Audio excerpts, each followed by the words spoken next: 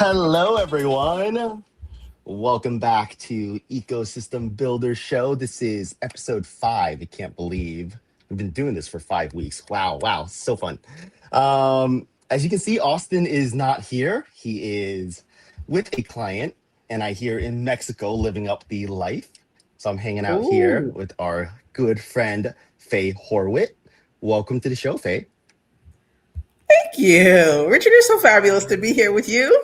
I love that you guys are doing this, and I love that I get to come pinch hit for Austin today, I guess. It's just so much fun to hang out with our friends, our ecosystem builder buddies, all the folks in the community from anywhere. And the technology allows us to just do this thing where we get to have a nice Friday afternoon hang. We're actually early today. We usually say 3 p.m. ish. Ish. We're actually a couple minutes before 3, which is great because I have a hard stop at 4, keep me honest, and kick me off. So we'll have about an hour of show for everyone today. Faye, so welcome. Will you please tell everyone who you are, what you do? There's a lot of hats, but I will try and try and describe them. Primarily, or how most of you all will know me these days, is I am the field builder, the first ever field builder in residence for the ESHIP Alliance.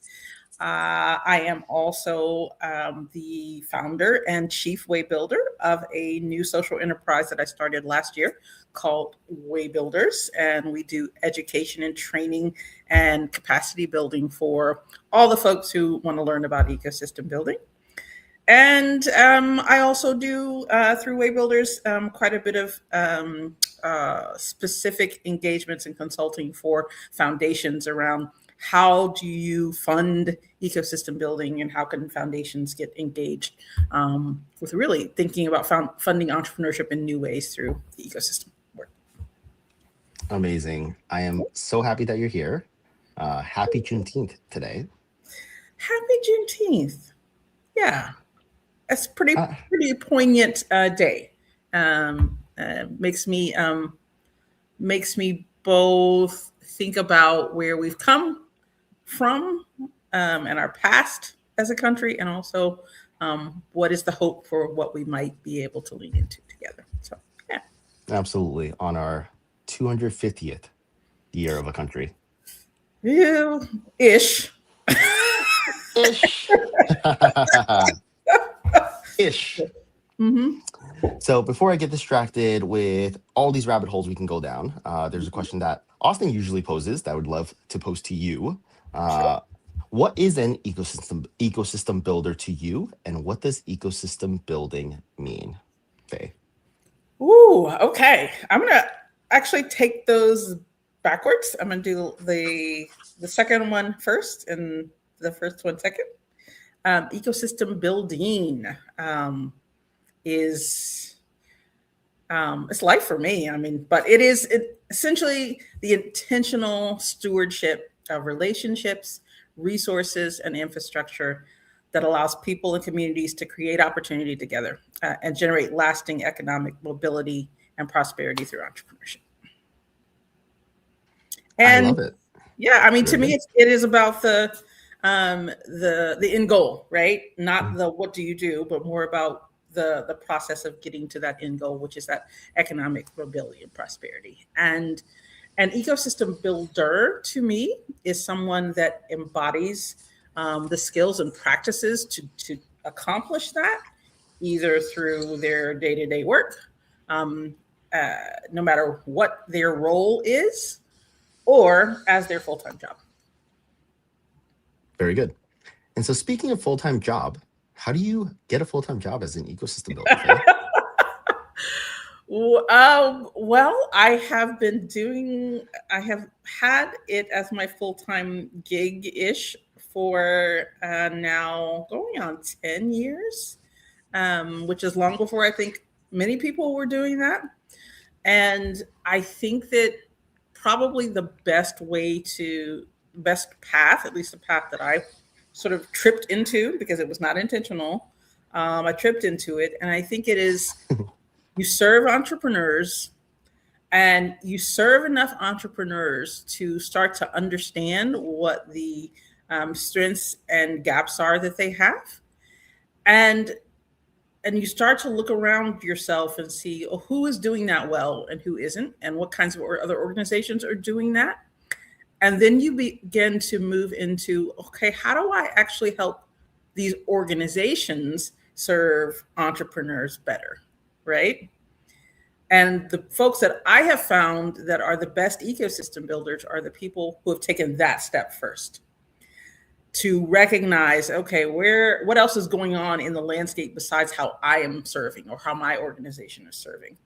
And so that interim step, I think, is crucial to getting on the path to becoming an ecosystem builder, or getting paid, I should say, to be an ecosystem builder. And then I think once you have enough experience understanding and working with other organizations and entities that are helping entrepreneurs, that's how you then gain the lens for the full system, right? And at that point, if you are able to, start to get funding to think about and implement solutions across that full system, that to me is the best pathway to getting paid as an ecosystem builder, particularly probably through small grants at first, then larger grants. And these days, I think we have enough organizations that are doing ecosystem building that you can probably, if you get enough experience doing that, you can get hired on to be an ecosystem builder within a larger organization. Do you see that there are titles that are ecosystem builder, or do you have to fit into another title and do ecosystem building within XYZ title? I think you got to do the latter first for a while. I think you have to do that, get that experience, build your muscles and your skill sets as an ecosystem builder in those settings. And then I think that there are some people that are built to do it full time. And I do believe that we need people who can have the time and space to do that full time. It's too much to hold to be doing that while you're constantly trying to do a ton of other things, like directly serving entrepreneurs every day, running an organization well. So I think that ideally there are people that do that as their full-time job. Yes, I do. I believe that. And I think that is, we're getting there more and more as a country and as a field. And so that's great, but it's not made for everyone. I think there might be a little confusion out there in the world of ecosystem builder versus ESO, program manager, versus startup support person that helps startups. Can you help clarify some of that and what an ecosystem builder does and focuses on compared to some of these other roles and titles and positions that folks may be more familiar with? Sure. I mean, to me, I think it's understandable why there's a confusion, because these things are liquid and fluid, and you kind of float between doing several things, right? We are multitaskers. If you found yourself to be an ecosystem builder, you probably are used to wearing a lot of hats, right? Yeah. Anyway, but I would say the major difference between the three types of entities or roles that you just described has to do with who is your priority, right? If you are a direct service provider to entrepreneurs, so like a mentor or a coach, or you run an accelerator, those kinds of things, your priority is the entrepreneur. You are there to make sure that they achieve their goals. That is your number one priority. If you are an entrepreneurial support organization, you then have to bifurcate, because what you now have is you have the mandate and the priority to serve entrepreneurs, right? But also to run an organization, which layers on a whole lot of other types of activities and things that you have to keep in mind, which is how we're going to keep the lights on, how do we keep staff paid, how do we market ourselves in a way that brings people constantly through our doors, how do we measure impact, for the organization in a way that we can communicate it and raise money. So it opens, the priorities expand, right? If you are an ecosystem builder primarily, then your priority is the whole system. If you get bogged down serving specific entrepreneurs, you lose sight of the whole system. And so your priority is to care for and steward the system itself. And that means you have to be able to see the whole as well as the parts and be able to engage and assess, align, amplify the whole system and the connections within it. And then I would say, we'll probably get to this a little bit later, but then there's the field builder, which is a whole other thing, which is then the job to essentially prioritize both ecosystem builders and the system of ecosystem builders, right? So it's a whole nother thing, and the connection between all of this. So hope that is helpful. Yes. Reflection. I think so. Yes. Right. And Fay, you are right. One of the world's leading field builders in ecosystem building, or so they tell me. Is that a thing? I don't know.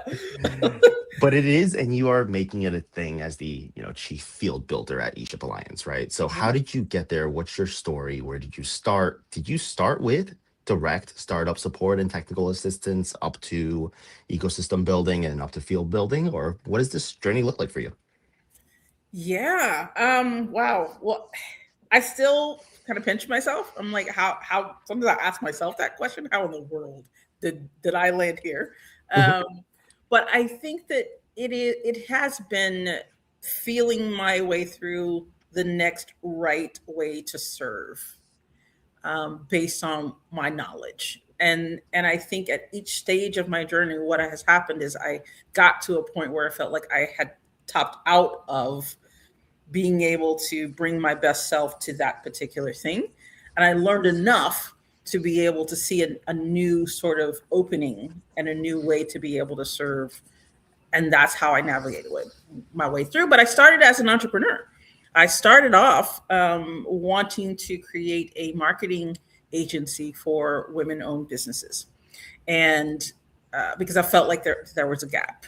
And so I went to a startup, my very first ever startup weekend. I'd never heard of it. And that was in Winston-Salem, North Carolina. And I had this idea for this women-focused marketing agency, not women as the staff, but serving women-owned businesses, which I had not seen done at that point, right? And so I went to this startup weekend, and there was like 40 or 45 folks there. I was one of only 4 or 5 women out of 35, and I was the only Black woman. And I think there was like maybe 4 or 5 other Black folks there. And I just remember thinking, this feels very, it was normal for me to be in that kind of, mixed race setting. That wasn't the issue. It was just, it made me question why am I sort of like a unicorn in this space?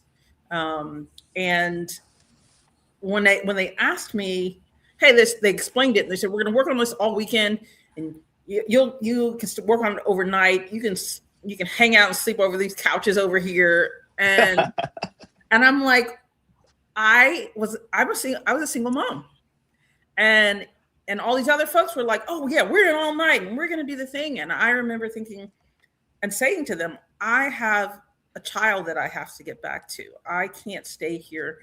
And it dawned on me, I can't participate at the level that these folks were participating in. And the expectation was that everyone could.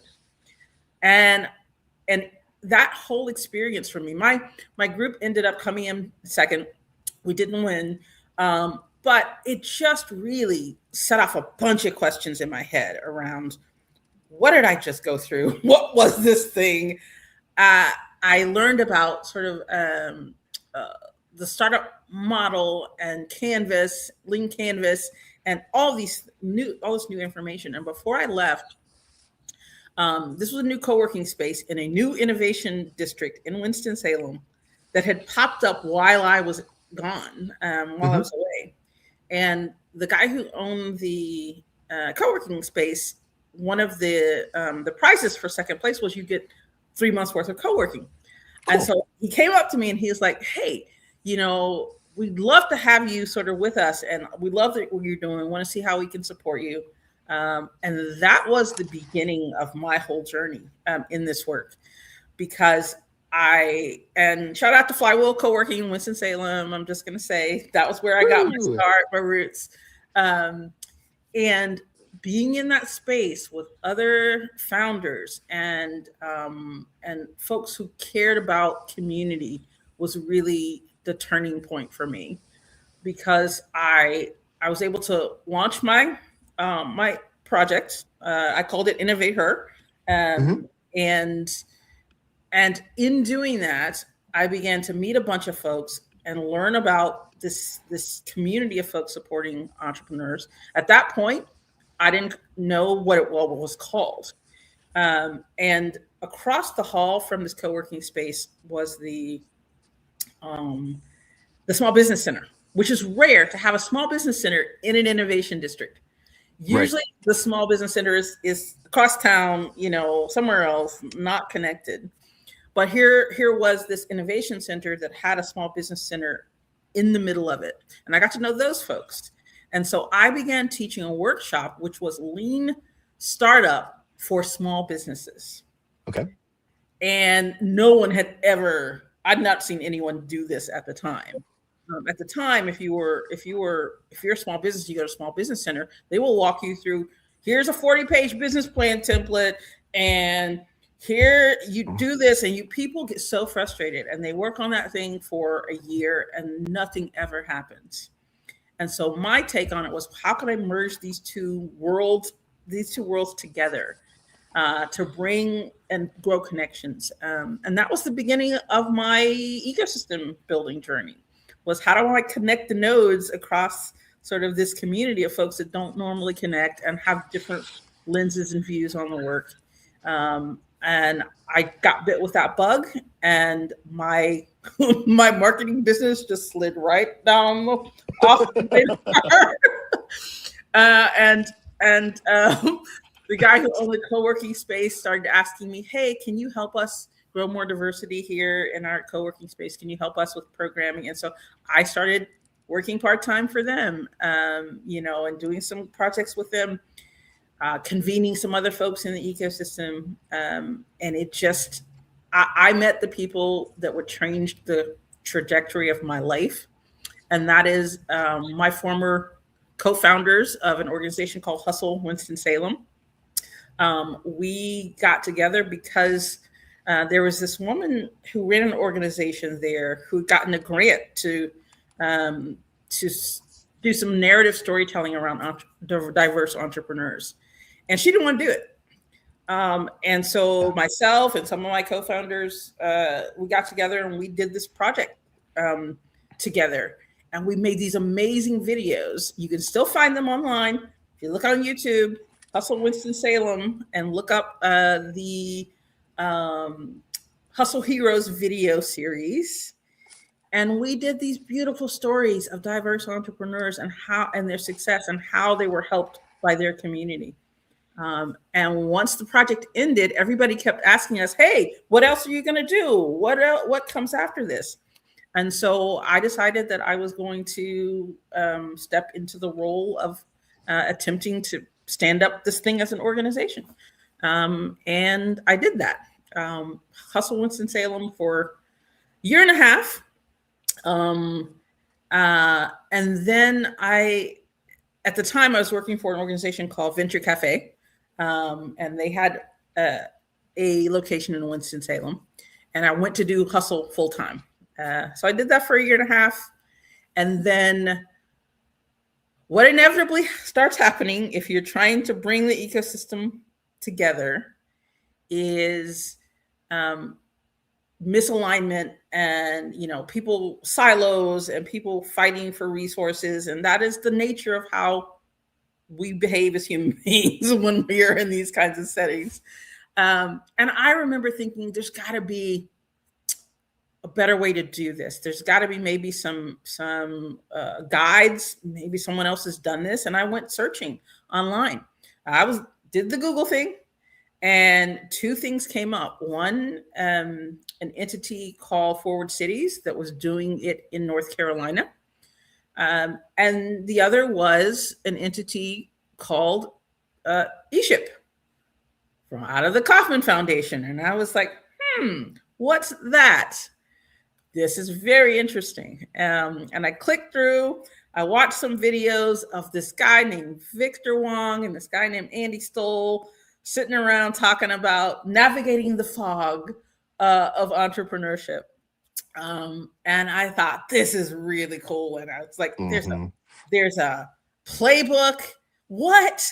Like everything that I was thinking there should be for this, there it was. And I was just amazed. And so I took the playbook and I brought it to my ecosystem in Winston-Salem, and I held a 2-day retreat on how do we sort of implement this playbook.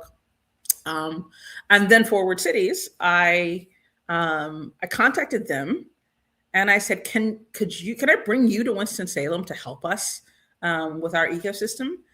And the guy who ran it at the time, Christopher Gergen, he said, do you have $200,000? And I was like, if I had $200,000, I would not. No, sir. But so I realized that this is something that people would pay a lot of money for, I guess. But while I was on their website, literally on the phone with this guy, I was clicking through and I noticed they had 2 jobs open. And one of the jobs was to actually go and do this work in communities around the country, in a cohort of communities around the country. And I said, is this position still open? And he said, yeah, we haven't been able to find, a good fit. Would you be interested? So I sent him my resume the next day. He invited me to Durham to interview the next Monday, Tuesday, I forget. They offered me the job in the room. Amazing. And I'm like, I was a little bit flabbergasted. I had never had an experience like that before. But before they offered it to me, he said, so have you ever heard of the Kauffman Foundation? I was like, as a matter of fact, I have. And he said, have you ever heard of ESHIP? And I said, as a matter of fact, I have implemented this. And he said, well, this job, in this job, part of what you will be doing is actually running our ESHIP Communities program that we just got granted by the Kauffman Foundation to implement. Cool. And I was like, you could not possibly script that. Like, no. In other ways, plan that you would get to that. And I felt like this is exactly the place I'm supposed to be at the exact moment. They offered me the job. I would soon find out later that after I walked out, they were essentially high-fiving each other and having a party because they found someone to take this job that nobody else wanted. Oh, boy. But the next week, I was sitting in the Kauffman Foundation in Kansas City. Yes. Across from Andy Stoll and Victor Wong. And the pivotal moment was Andy, after we got to know each other a little bit, he looked at me and he said, so how do we do this?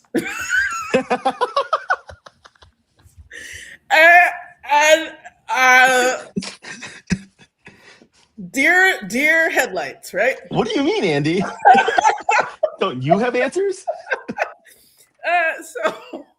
So, when you're in that circumstance, these are big wig people. I thought, and I was like, I'm just going to fake it. I'm going to make up some stuff. And I did. And I have been making up stuff ever since. But that was 2018. That was when I met Andy and Victor and team. And I've been doing this work ever since. Amazing. We got a comment in the chat here. Michael says hi. Hi, Love Michael. Hi, Michael. love hearing about your journey, Faye. Oh, Michael, I know Michael. He's actually upstairs from me right now in the in the co-working space. I went up to get a drink and he was there working. And I was hi, like, hey, I'm Michael. about to go live. Come hang out. And he showed up. Hi, Okay. Michael. Thanks See, for I love coming it. over. Excellent. So how has that, right? Forward Cities, you did this work, you sat in front of Andy and Victor, and now eShip Alliance and WayBuilders. How do we get from there to here? Yeah. So Forward Cities was an amazing experience. I came in as a director of community innovation at the time. We had I was working with 8 communities, 4 eShip communities, 4 other communities in these cohorts to essentially, what we would do is we would contract a local ecosystem builder. We would help them build a council in their local community to assess and align and activate ecosystem players around barriers and challenges to inclusive entrepreneurship. And so I got to in that amazing set of work get to learn about, yes, the day-to-day ecosystem building on the ground, but also the connections between organizations, research, evaluation, storytelling, because we did all of those things as a part of how we served different communities. And so I couldn't have asked for a better training ground in this work. And over time, we got contracts and engagements with other organizations and other national resource providers. We had a partnership with Main Street America. We partnered with NBIA. We partnered with all kinds of folks, which meant that I had the opportunity to visit and work with over 30 communities over Amazing. a 6-year period, 5-year period. And then I started also doing some contracting. And I love my work with Main Street America so much. Shout out to those folks, Joy and Gustavo. And it just was, that contract really was pivotal for me because I was able to visit 10 different small rural communities across the country, which meant that I would have now worked in 50 plus communities around the country because I was doing some other things too with Oregon. And so these 2 sets of work allowed me to touch even more communities, a bunch of communities across Oregon, a bunch of communities across the country, rural. But those 2 experiences opened up for me this understanding that the inclusive work that I had been doing before, which was mostly around racial inclusion in entrepreneurship. This opened up my eyes up to geographic-based inclusion, which is a whole nother set of knowledge that I needed to sort of bring myself into. And then innovation-specific inclusion through my work through the Oregon Innovation Ecosystem with the Lemelson Foundation. And what that made me realize is that across all these communities, there are some core things that are misaligned, broken, missing, not working in these ecosystems that need someone and someones of folks who have had that broad experience. It's hard to do, I think, work that fits many communities if you haven't worked in many communities. And so I began to sort of reach out and get deeper and deeper involved with ESHIP, which I had been from the beginning, but just leaning in and getting more focused on how do we grow more people doing this work in more communities and how do we equip them to do it? And so I was a part of what was the precursor of what is now the Alliance. It was this thing we call the Tuesday Group. And it was birthed during the pandemic. And it was birthed out of the NR National Resource Provider Group out of Kauffman Foundation. And it was just 6 or 7 of us that ran national resource provider organizations. And it was NBIA, it was SEN, it was Forward Cities, Rural Rise. I'm trying to think of a couple others, but the idea is we got together every other Tuesday and talked about what's going on in your work and where do you need help and how do we support each other? And that grew into what's called EBLP, which was hey, let's bring some folks together to figure out how do we make this more of a thing beyond 4 or 5 people, inviting more folks to the table. That led to the precursor of what we have now, which is EBLN, a network of folks. I know it's a lot of acronyms, but it was, let's get more formalized. Let's get a charter. Let's form some committees to plan how we're going to make this into an entity as opposed to just an initiative. And that's how the ESHIP Alliance was born. And I was its first chair, leadership council chair. And from there, I just got bit with a bug and I couldn't stop. And Andy was like, do you want to come do this, more formally with me? I said, sure, that'd be great. And at the same time, I had transitioned out of Forward Cities because I realized that what needed to happen to move the field forward is we need to get formal education. We need to train ecosystem builders. And there was no entity or organization that was putting education, ecosystem builder education as its core mission. And so that is what how WayBuilders was born, and what it's designed to do is to do education and training and capacity building for individual ecosystem builders, for entrepreneurial support organizations, and for foundations.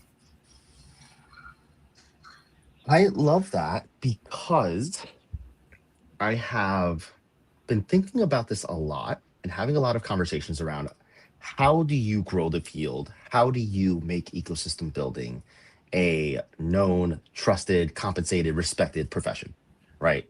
And a lot of that goes back to education, training, certifications. Can you go to school and do a university major in ecosystem building? And the answer right now is probably no. And get a degree that says, right, Bachelor of Science in Ecosystem Building. Right. How do we go from where we are here to something like that, Fay? So the way I had been thinking about it when I started WayBuilders is exactly that, is that there needs to be a middle ground before we get to this sort of certification land, right? Mm-hmm. And so I structured it as I felt it was important to productize it so that it was not random and one-offs and different every time. So one of the ways we're going to get to that certification land is standardization. And so for me, I felt like, okay, then I have to, instead of customizing experiences for every entity that wants to learn or every person that wants to learn, I have to establish some productization around it. And so the first thing was, well, what's a product that that's replicable to be able to train individual ecosystem builders? And the first product was this idea of 101, right? Which is ecosystem building 101. And that was a cohort that I led last year that Austin was a part of. And it was for folks that were at different levels, but the idea was you may be at different levels and done this at different amounts of time, but how do we all get on a similar page of how we're talking about it, right? The language, the lexicon, the specific strategies. And to me, before you even get to frameworks and models of what you do, you have to start with how you show up as an individual in the work. And that was essentially focused around the ESHIP goals and getting people grounded in the ESHIP goals. And to me, the only way we get to standardization and to a field that is in sync is you've got to start with standardization. And the goals are beautiful. They're a great place that everyone can start. So that's it. And I think then I established a product for ESOs, which is specifically based on what I learned doing this across 50 communities. And that is the most effective way is not to go into a community and get a $200,000 grant and spend 2 years with them, because what that does is develop a dependency on an external entity to hold the ecosystem together. And that is not helpful. And so what I developed was this idea of it's a week-long catalyzation of all of the players in the ecosystem. So come into community, work with those folks in different iterations over the course of a week to help set them up for being able to continue to catalyze and support their own ecosystem collectively. So that's one thing. I do think in order for us to get there, communities do need an external catalyst. Mm-hmm. It helps someone that can see what they can't see. And then third, the major one is we have to train and equip funders to understand how and why and how to fund this work effectively. And that is the other thing that's going to help us get to sort of that envision of where we want to get to as a cohesive field.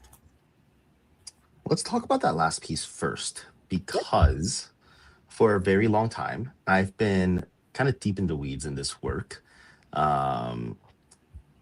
Funding, how, who, what, funding, right? And so how are you equipping funders to understand this work, to invest in it, to donate, to grant, to sponsor, to XYZ this work? And what is some of the strategy and tactics that we can all use to approach funders, talk to funders, to get the work that we're doing funded?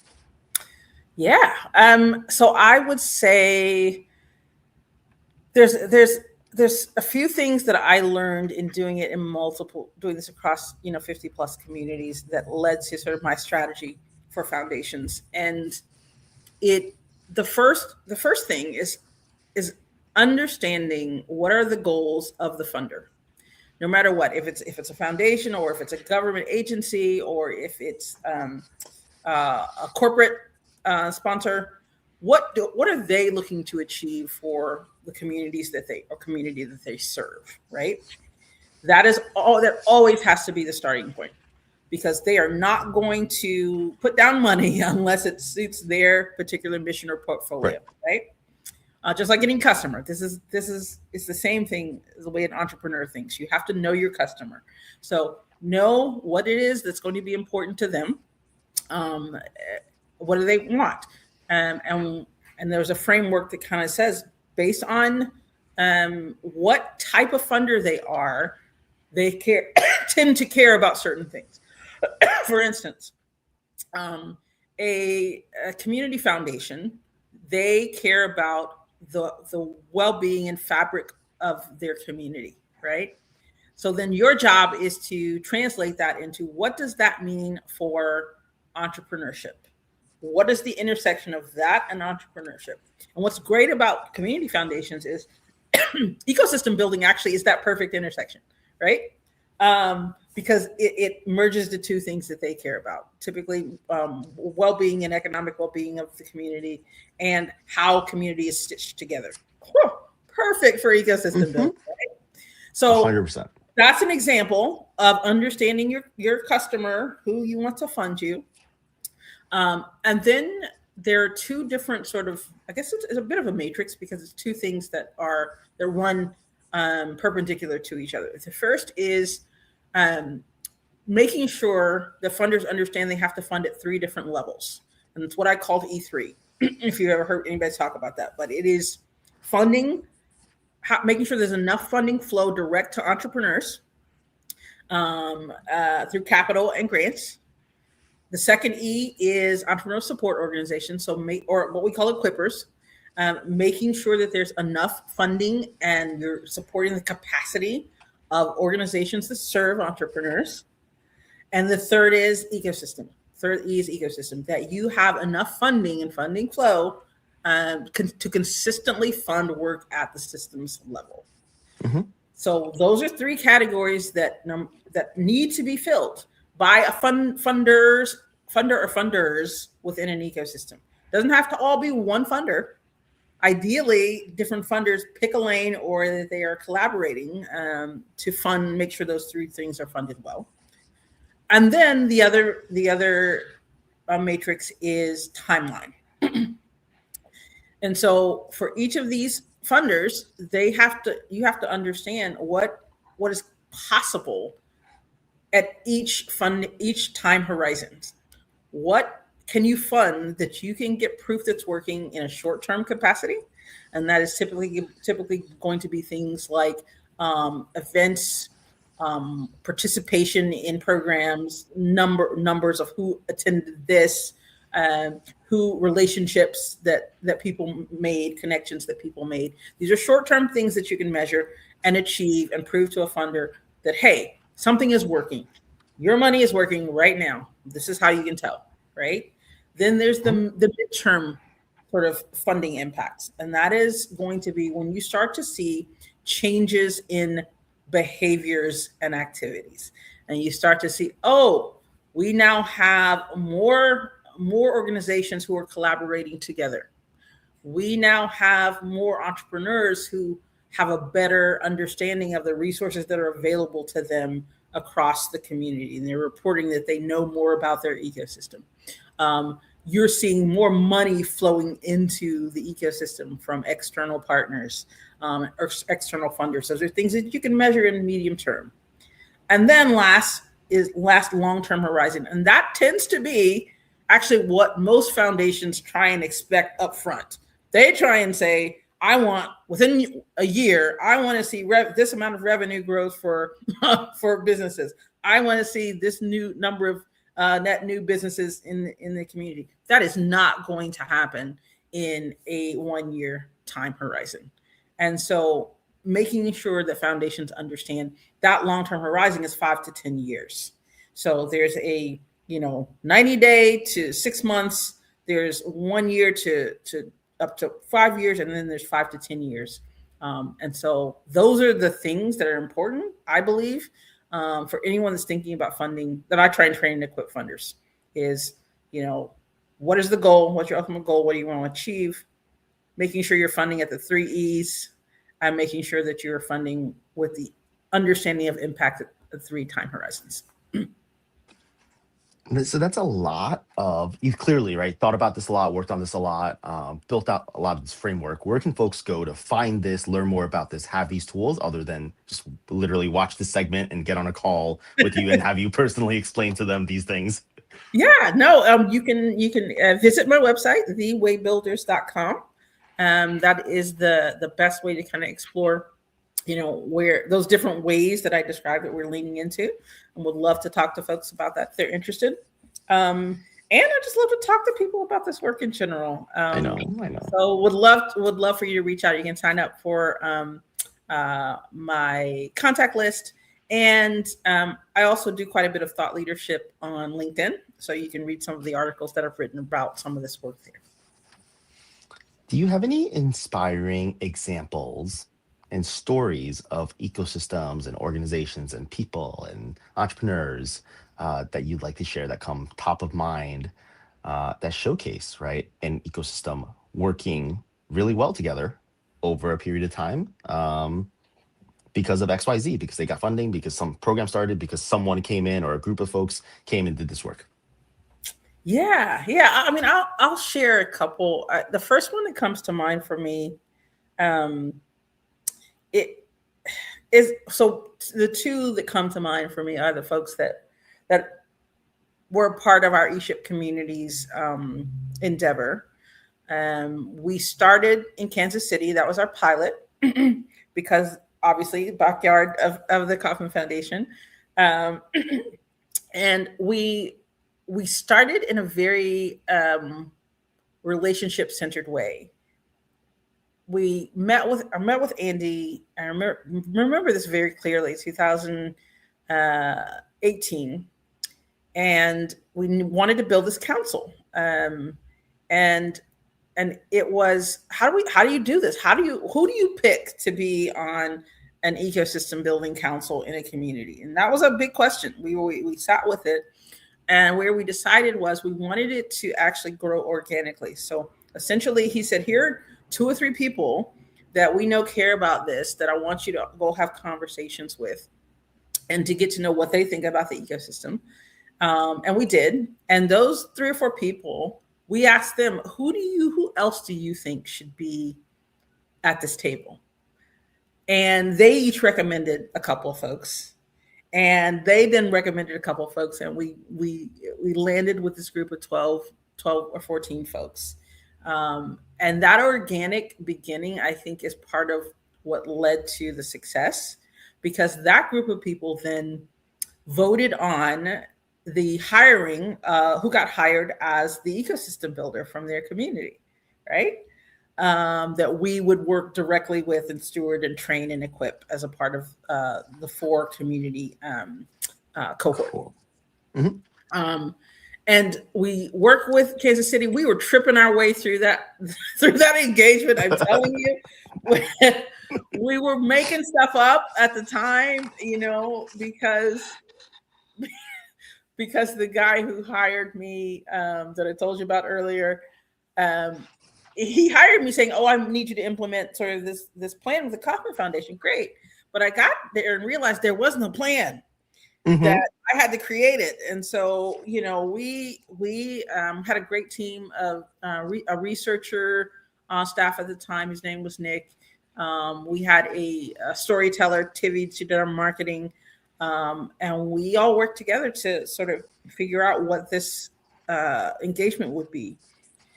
And we made a lot of mistakes along the way. I will tell you that, I'm sure Gabe Munoz, who was the ecosystem builder at the time, he got plenty frustrated with us, right? Because he's like, what are we doing?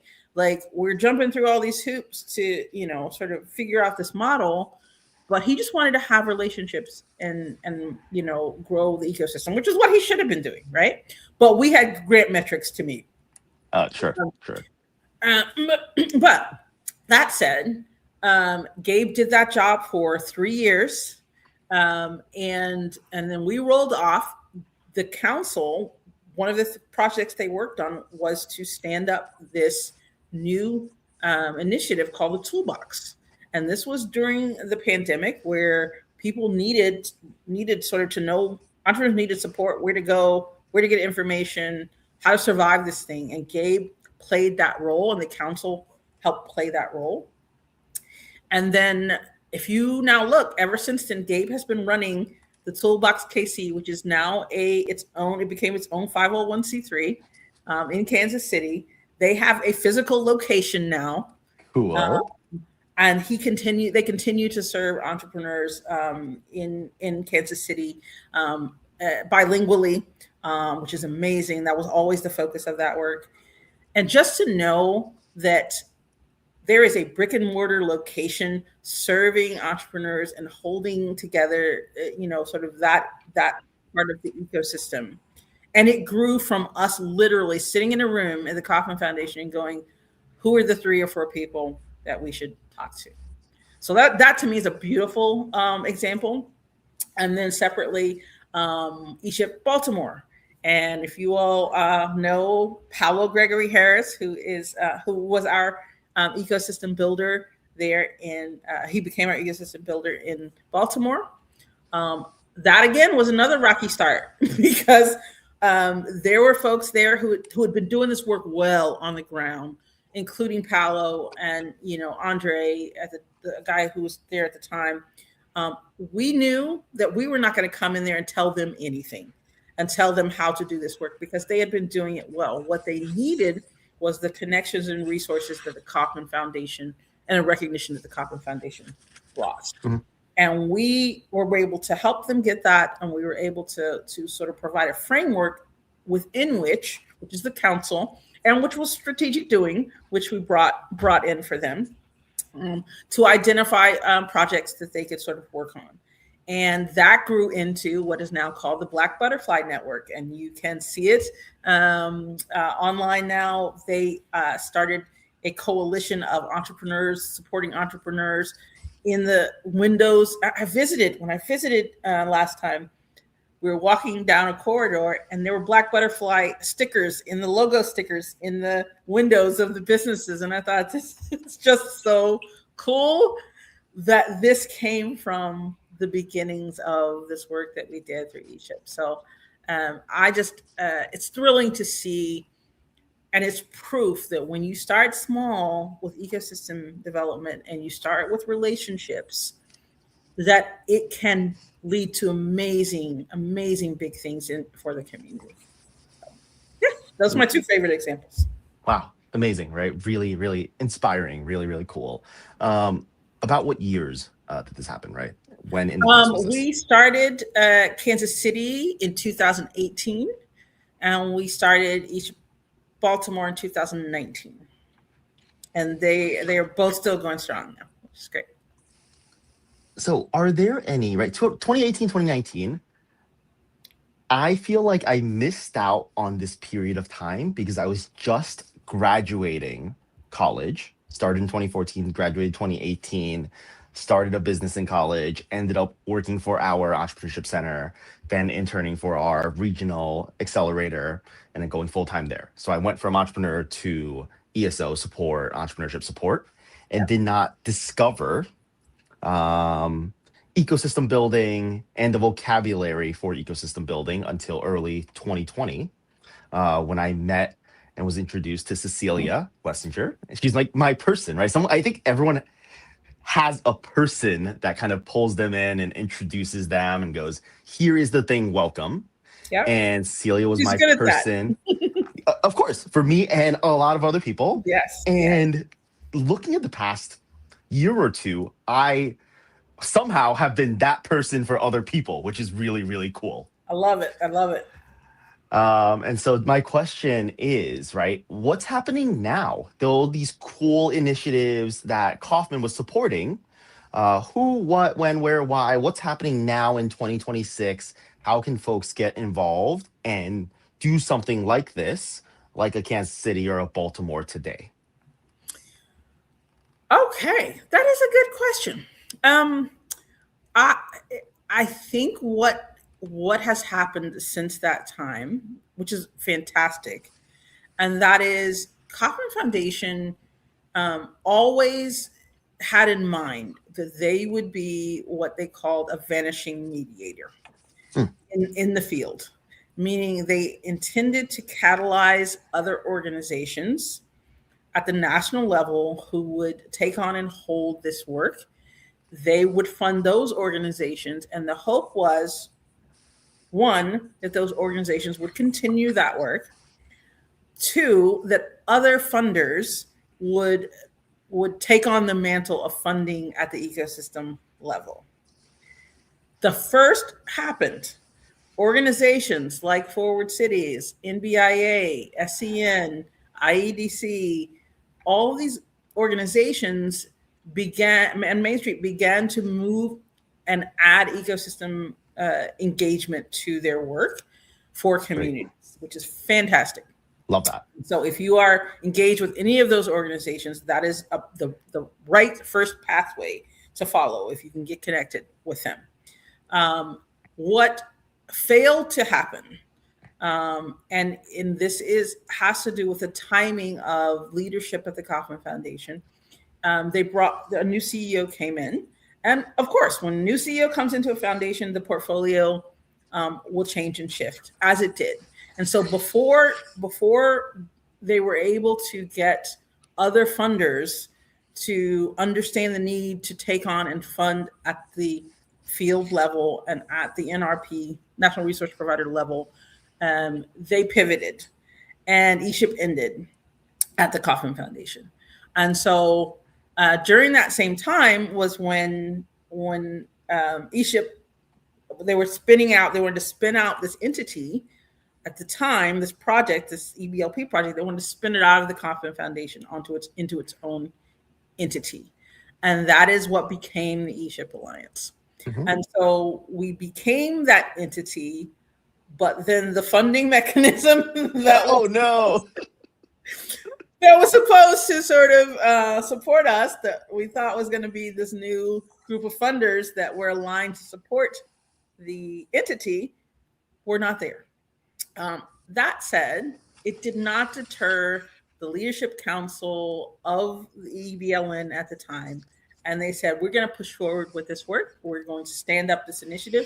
The Kaufman Foundation gave a last round of funding to make sure this entity gets stood up. And so the ESHIP Alliance, it was now born formally last fall. I'm sorry, last summer at GEC in Indianapolis, and so understanding that ESHIP Alliance is a very unique entity. It is not a national resource provider. We are not competing with other national resource providers for resources or for connection. What we are here to do is bring together all of the folks that are serving in an ecosystem building capacity and or serving ecosystem builders from around the country, and make sure that through those connections and through that coming together and convening and learning from one another, we are actually advancing the field collectively. Right. And so if you want to help your local ecosystem, but want a broader lens than just one organization or one way of doing it, the ESHIP Alliance is designed for that. And you can come, you can learn from all kinds of people doing ecosystem building in different ways, in different communities, in serving for different priorities, and I think that there is it's a beautiful opportunity for immersing yourself in the field so that you can become better at what you do. So give me here the call to actions, right? If you are a ecosystem builder who's been doing this for a long time, or a newly discovered ecosystem builder, how can they engage with ESHIP Alliance? And on the other side, we hear that we need funding. If you are a funder with a pot of money, how can you engage with ESHIP Alliance? Tell us both. Yes. Yeah. So if you are an ecosystem builder, we would love for you to engage with us by joining our online network, and that is ESHIP Commons. And you can go to eshipcommons.org, sign up, get an account, create a profile, put your lovely picture on there so that everyone can see you and know who they are, complete your profile, tell us all about you, and get on there, play around, look at what's being posted, look at the folks who are being uplifted, sign up for some things, get some help on the Ask a Builder space, where you can just, if you have any question or anything that you want to know or want help with, you can plug it in there. We've got an opportunity board that has jobs and grants and RFP opportunities and research opportunities. Just make yourself at home, because we are a family. We'd love to see you there and contribute. It's important for folks to lean in, to share, to uplift each other, to like and comment. And that's the best way to get involved as an individual. And you'll see opportunities over time, different ways for you to get engaged and to share resources and what you know, because we're all experts in something, right? And so we want to learn from you too. If you are an organization, same thing. We really encourage you to invite your whole staff to join the Commons to learn. And what you can do is then take information that you're learning on the Commons back into your organization for conversation, to figure out how you might implement some of what you're learning in your local community.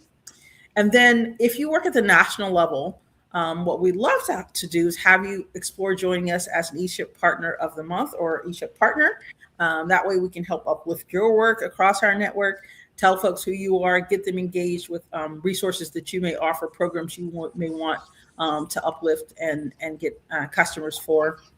And then for funders, I think the most valuable thing that you can do is actually join the Commons too. Because what you will see and see is why this work is so necessary. And you get to see and hear from the people that are on the ground serving and doing this work.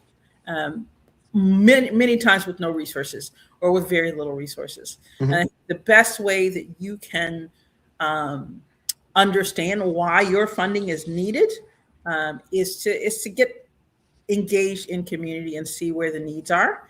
And of course, if you are interested in funding the ESHIP Alliance and sort of supporting the work that we do at the national level, definitely give me a ring. Hang out. Would love to talk to you. you can find my contact information on the website and on the comments. You can reach out to me, DM me. But I also think that if anyone is interested in supporting the work we do, there's a donation information button on our website, eship.org. And you're welcome. And we would love to have your support at any level. Yeah, out there are probably more ecosystem builders and more friends and more of us than there are these funders. So tell us really quickly here as we wrap up, who and what organizations are a good profile to be a funder so that we can index that. And when we know them or say, oh, I actually know this person that works in this role in this organization, we can surface this really important mission that ESHIP Alliance is doing and present that to someone in our network that we know, right? I love it. Who's a good funder? So right now, the best funders for ESHIP are going to be community foundations that already are funding entrepreneurship. And so they already understand why entrepreneurship is important, and they also understand community. So being able to get them to understand why supporting a broader network of ecosystem builders is important. So that's a good one for local and for regional. For national work, if you have connections at corporate foundations that have a mission to support economic mobility and entrepreneurship, that is fantastic. So foundations like the Truist Foundation, that's really good. Bank of America. Typically, they're going to be banks or insurance companies that have foundations. So those are the kind of national relationships. If you have them, send them our way. If you have connections, but I would say community foundations and private foundations for local work are going to be important. Yeah, oftentimes these have a geographic mission, right? Correct. And so is there a pathway for them to fund work in their region that they're geographically kind of in their mission through ESHIP Alliance? Correct. And so that is what we are hoping to lean into, is to be able to lean into a cohort model of being able to train a cohort of ecosystem builders in a region or across the country. And then that would then could allow a funder who serves funds at the national or regional level to be able to support us. Got it. Fantastic. Fay, thank you so much today for your time, your expertise, your wisdom. It was so great hanging out with you. You as well. Oh my gosh. That flew by. That's crazy. So thank fun. you for inviting me. It was fantastic to have the conversation. I missed that Austin wasn't here, but it was great to be able to spend time with you, Richard. And shout out to Cecilia too, because for inviting you into our world. So, and to everyone else who is out here doing the good work, this is for you. All right, I'll play us off and we'll end the stream, guys. Thank you for hanging out. Every Friday, 3 p.m.-ish Eastern, Ecosystem Builder Show. We're just going to hang out with some ecosystem builders. Thanks so much. Thank you. Bye, y'all. Where's my music? We need music. Come on now.